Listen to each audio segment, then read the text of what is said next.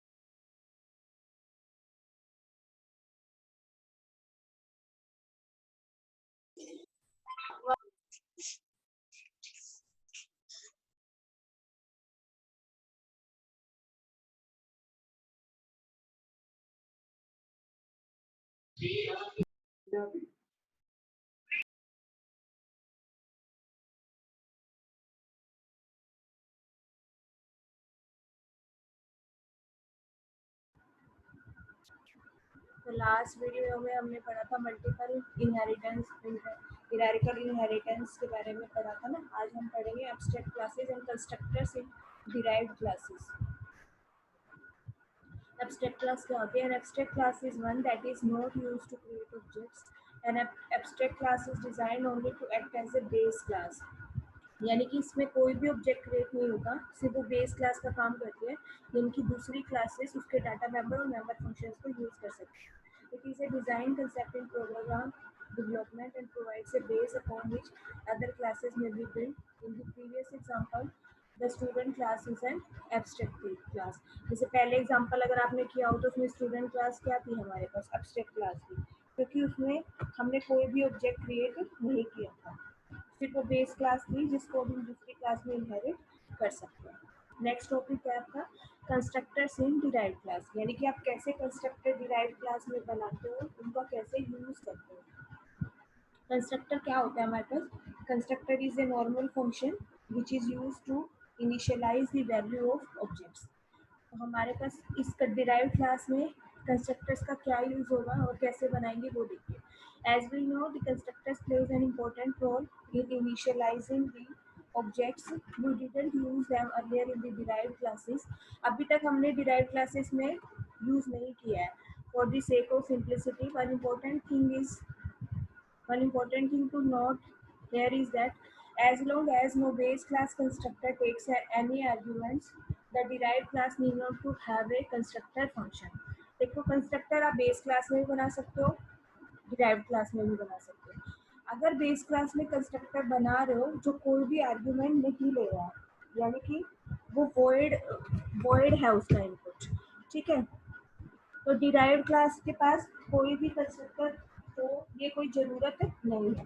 इसका रीज़न मैं बताऊंगी क्यों। और अगर बेस क्लास कंटेन करता है कंस्ट्रक्टर विद वन और मोर argument, then it is mandatory for the derived class to have a constructor and pass the arguments to the base class constructor. देखो जो भी आप बेस क्लास में कंस्ट्रक्टर बनाओगे और जो डिराइव्ड उसका अगर उसमें कोई आर्ग्यूमेंट है तो डिराइव्ड क्लास कंस्ट्रक्टर ही उसको आर्ग्यूमेंट पास करता है। डिराइव्ड क्लास में कंस्ट्रक्टर भी उसको आर्ग्यूमेंट पास करता है। अगर मान लो बेस क्लास में आप एक कंस्ट्रक्टर बना रहे हो जिसके अंदर 2 आर्ग्यूमेंट है, तो डिराइव्ड क्लास में मिनिमम 2 आर्ग्यूमेंट होना जरूरी है, क्योंकि वो डिराइव्ड क्लास कंस्ट्रक्टर ही उन आर्ग्यूमेंट को बेस क्लास में पास करेगा, बेस क्लास से कंस्ट्रक्टर में पास करेगा। तो वही लिखा हुआ है, if any base class contains a constructor with one or more argument, then it is mandatory for the derived class to have a constructor and pass the arguments to the base class constructors. Remember, while applying inheritance, we usually create objects using the derived class. Does it make sense for the derived class to pass argument to the base class constructor? यानी कि derived class ही होती है जो base class constructor को argument pass करती है. When both the derived and base classes contains constructor, the base constructor, अगर दोनों में कंस्ट्रक्टर है, बेस क्लास में भी और डिराइव क्लास में भी, तो पहले बेस क्लास का कंस्ट्रक्टर एग्जीक्यूट होगा, फिर कंस्ट्रक्टर डिराइव क्लास का एग्जीक्यूट होगा। और अगर मान लो आप मल्टीपल इनहेरिटेंस यूज कर रहे हो, यानी कि एक से ज़्यादा क्लास को इनहेरिट करा रहे हो एक क्लास में, तो फिर वो according to the order execute होगा। यानी कि अगर मान लो आपने जैसे क्लास पी ली थी, क्लास पी में क्लास एम को भी इनहेरिट किया था, क्लास एम को भी इनहेरिट किया था, तो क्लास पी में 2 क्लास इनहेरिट कर रहे हो, तो इसका मतलब पहले क्लास एम का कंस्ट्रक्टर यूज होगा और फिर क्लास एम का कंस्ट्रक्टर यूज होगा। हेलो महिमा, हेलो हाँ जी मैम। महिमा, बीच में डिस्कनेक्ट तो नहीं हो रहा ना कुछ? हेलो बीच में डिस्कनेक्ट तो नहीं हो रहा ना इंटरनेट? हेलो हेलो मैम, अभी बीच में अभी ब्लैंक हो गया था, बट आ रहा है, क्लियर आवाज आ रही है clear। तो 1 मिनट रुको। रिमेंबर वाई, तो ये हमने पढ़ा कि अगर मान लो इस पैराग्राफ में आपने यही पढ़ा है कि अगर कंस्ट्रक्टर हम बना रहे हैं बेस क्लास में और उसके पास कोई भी आर्ग्यूमेंट नहीं है, तो डिराइव्ड क्लास में कंस्ट्रक्टर होने की कोई जरूरत नहीं। अगर बेस क्लास के कंस्ट्रक्टर में आर्ग्यूमेंट है, तो डिराइव्ड क्लास में कंस्ट्रक्टर होना ही पड़ेगा, क्योंकि डिराइव्ड क्लास ही बेस क्लास को आर्ग्यूमेंट पास करती है। और फिर नेक्स्ट है कि अगर आप मल्टीपल इनहेरिटेंस यूज कर रहे हो, तो जिस ऑर्डर में बेस क्लासेस है उसी ऑर्डर में ही आपके कंस्ट्रक्टर एग्जीक्यूट होंगे। So similarly, in a multi-level inheritance, the constructor will be executed in the order of inheritance. अगर आप मल्टी लेवल इनहेरिटेंस यूज कर रहे हो, मल्टी लेवल में क्या होता है, जैसे क्लास ए आपने 3 क्लास डिफाइन की, class A, class B, class C, तो क्लास बी में क्लास ए को यूज कर लिया, क्लास सी में क्लास बी को यूज कर लिया, इस तरह से। तो मल्टी लेवल में क्या होगा, तो ऑर्डर जिस तरह से होगा, तो मान लो पहले क्लास ए का कंस्ट्रक्टर यूज होगा, फिर क्लास बी का, फिर क्लास सी का। तो जिस तरह से इनहेरिट कर रहे हो उसी तरह से ही कंस्ट्रक्टर यूज होगा। Since the derived class takes the responsibility of supplying initial values to base classes, we supply the initial values that are required by all the classes together when a derived class object is declared. क्योंकि derived class ही argument पास करती है, तो जब derived class का object create होता है, तो हम उसको इनिशियल वैल्यू पास करते हैं by all the classes together. Next paragraph देखिए। The constructor of the derived class receives the entire list of values as its argument and passes them on to the base constructor in the order in which they are declared in the derived class. The base class constructors are called and executed before executing the statement in the body of the derived constructor. देखो इसका मतलब क्या है, जब भी हम करते हैं तो हम क्या करें, यहाँ पे derived class हमने ली, उसका कंस्ट्रक्टर आपने डिफाइन किया, इसके आर्ग्यूमेंट आपने डिफाइन किए, argument list 1 2 and up to m and argument list 2। अब देखो जो पहला आर्ग्यूमेंट है इसका, वो पास होगा बेस क्लास 1, जो दूसरा आर्ग्यूमेंट है वो पास होगा बेस क्लास 2 में। इस तरह से जो आर्ग्यूमेंट n है वो पास होगा बेस क्लास m में, और जो बचे हुए आर्ग्यूमेंट है वो इसी क्लास के कंस्ट्रक्टर में यूज होगा। तो ये इसका सिंटेक्स है, आप कैसे यूज करते हो। तो यानी कि अगर आपके पास 2 बेस क्लास है, उसके अंदर टोटल 4 आर्ग्यूमेंट यूज हो रहे हैं, तो डिराइव क्लास में जो पहले 4 आर्ग्यूमेंट होंगे वो उन बेस क्लासेस को ही पास होंगे, पहले 2 पहली बेस क्लास को पास होंगे और नेक्स्ट 2 नेक्स्ट बेस क्लास को पास होंगे, और बचे हुए आर्ग्यूमेंट उसकी क्लास के जो खुद डिराइव क्लास के कंस्ट्रक्टर होते हैं उसके आर्ग्यूमेंट होते हैं। The header line of derived constructor function contains 2 parts separately by a colon. The first part provides the declaration of argument that are passed to the derived constructor, and the second part lists the function calls to the base constructor. तो इसमें हम colon का use करते हैं। तो अगर मान लो, वो बताती हूँ मैं कैसे होंगे, अभी जैसे इसमें लिखा हुआ है base 1 base 2 are the functions calls to the base constructor base 1 base 2 and therefore इसको मैं एग्जांपल से ही बता दूंगी आपको।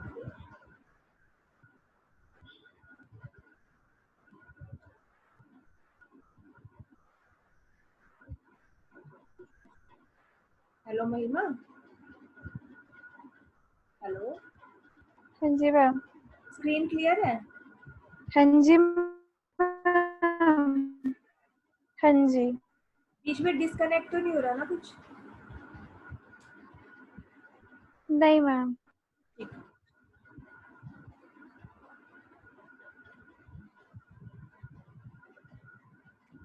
तो जैसे इन्होंने डिफाइन किया है डी क्लास में इन्होंने कितने आर्ग्यूमेंट डिफाइन किए? 5। ठीक है, तो इन 5 में से ये जो दो है आपके पास, ये डी क्लास के जो ए क्लास बेस क्लास थी उसको पास होंगे, ये दो नेक्स्ट बेस क्लास को पास होंगे, और ये जो है वो अपनी क्लास का कंस्ट्रक्टर होगा, यानी कि डिराइव्ड क्लास का कंस्ट्रक्टर।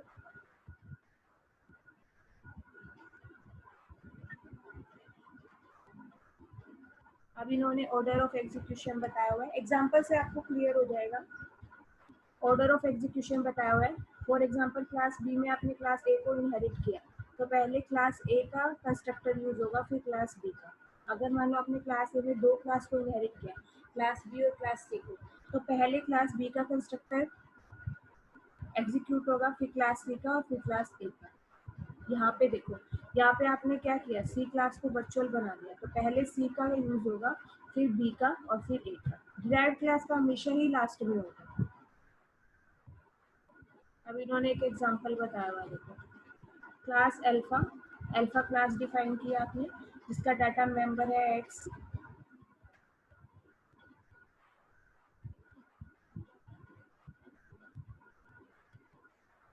और उसका फंक्शन है आपके पास मेंबर फंक्शन, जो कि पब्लिक है। ये फंक्शन कैसा फंक्शन है? ये कंस्ट्रक्टर है, क्योंकि यहाँ पे देखो कंस्ट्रक्टर का पता कैसे चलता है, जो क्लास का नाम होता है वो ही फंक्शन का नाम होता है। तो अल्फा इज द कंस्ट्रक्टर। ये क्या आर्गुमेंट ले रहा है? इंट आई, और ये क्या काम करेगा? एक्स को आई की वैल्यू पास कराएगा, और साथ के साथ आउटपुट देगा अल्फा इनिशियलाइज्ड। अब इसमें इन्होंने फंक्शन डिफाइन किया है शो एक्स, जो क्या करेगा? एक्स को प्रिंट कराएगा।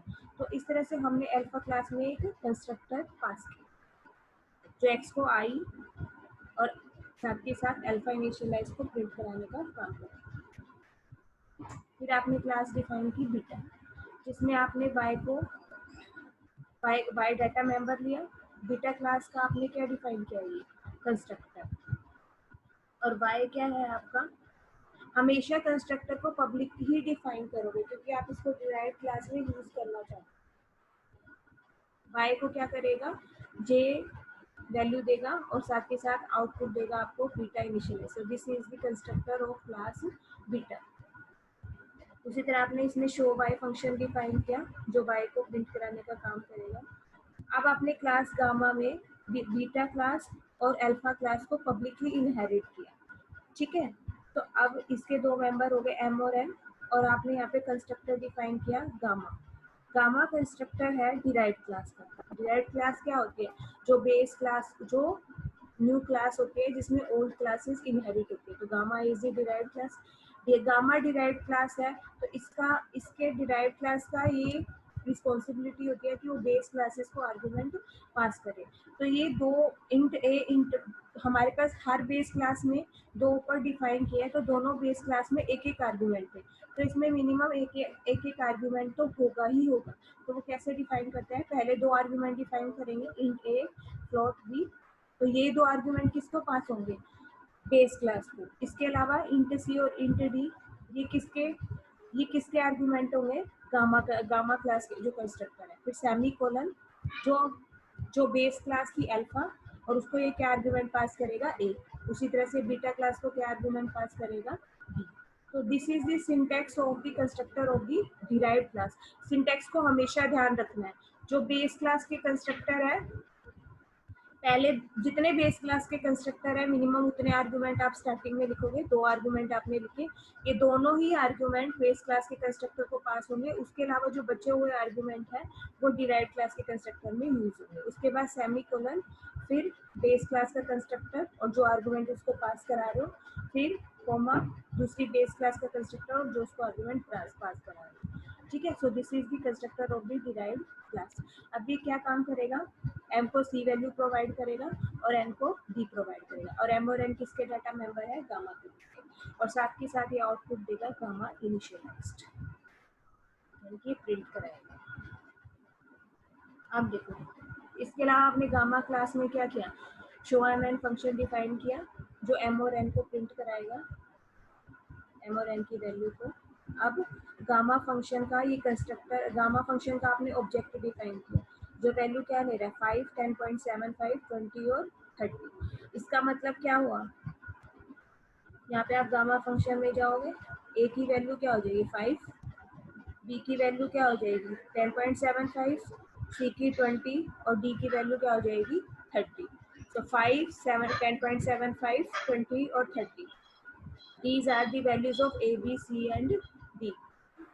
अब ये क्या करेगा, अल्फा में क्या पास कराएगा, ए क्या था आपके पास 5, और बीटा में क्या पास कराएगा बी, और बी की वैल्यू क्या थी 10.75। तो जब ये गामा, जब भी आप कोई भी कंस्ट्रक्टर डिफाइन करते हो, तो जैसे ही ऑब्जेक्ट डिफाइन करते हो, ऑब्जेक्ट में वो कंस्ट्रक्टर क्या करता है, उन वैल्यूज को इनिशियलाइज कर देता है।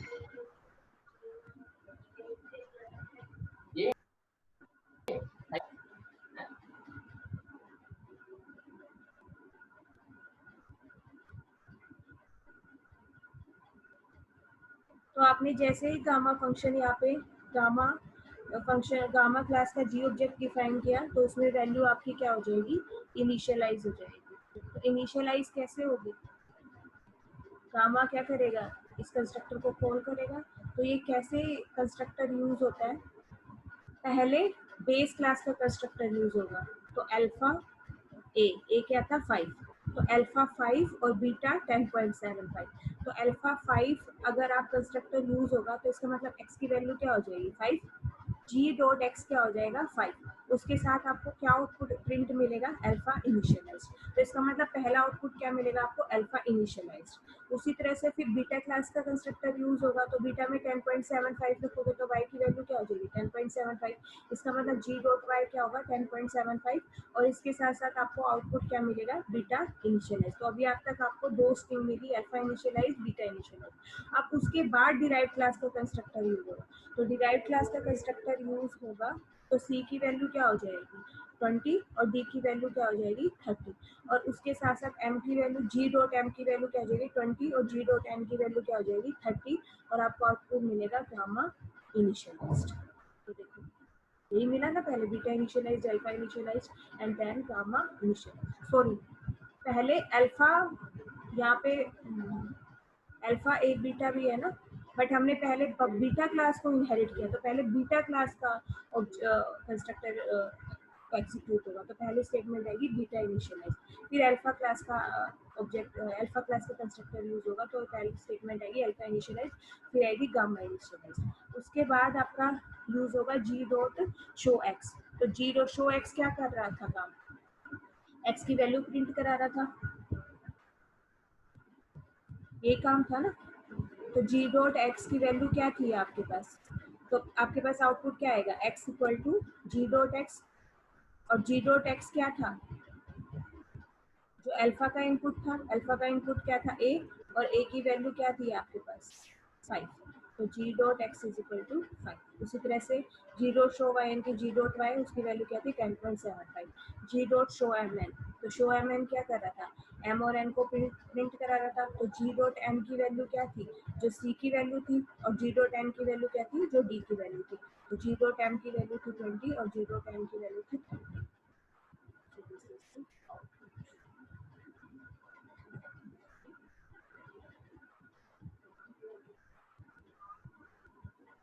क्लियर हुआ ये एग्जांपल कि हम कंस्ट्रक्टर को कैसे यूज करते हैं, और डिराइव्ड क्लास में कंस्ट्रक्टर का सिंटैक्स क्या होता है। महिमा स्क्रीन क्लियर है? हाँ जी। बीच में कोई हाँ डिस्टरबेंस जी मैम। बीच में कोई डिस्टरबेंस तो नहीं हुई ना? नहीं ma'am. So beta is initialized first, although it appears second in the derived constructor. तो बीटा को हम पहले इनिशियलाइज करते हैं. This is because it has been declared first in the derived class header line. Also note that alpha and beta are function calls. Therefore, the parameters should not include types.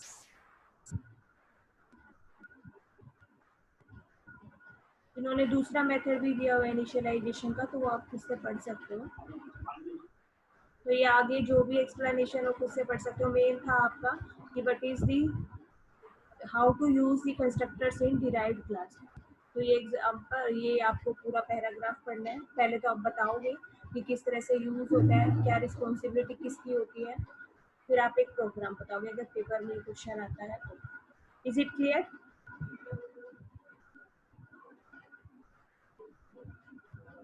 अब मैं सबको unmute कर रही हूँ।